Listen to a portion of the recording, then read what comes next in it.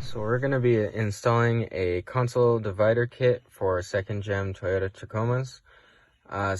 This kit from EDBETOS comes with 4 pieces that all go into the console. The pieces have these little slots and the up arrows to help organize where they're going to go in the console.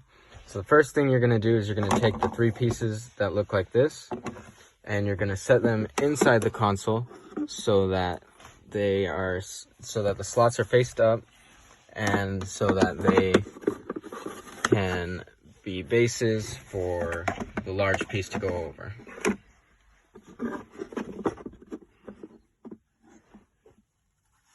So once you have those, you can set in a large piece and align the slots just like that.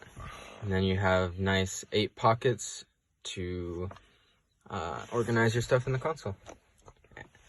And the console closes real easily right over it, and there we have it.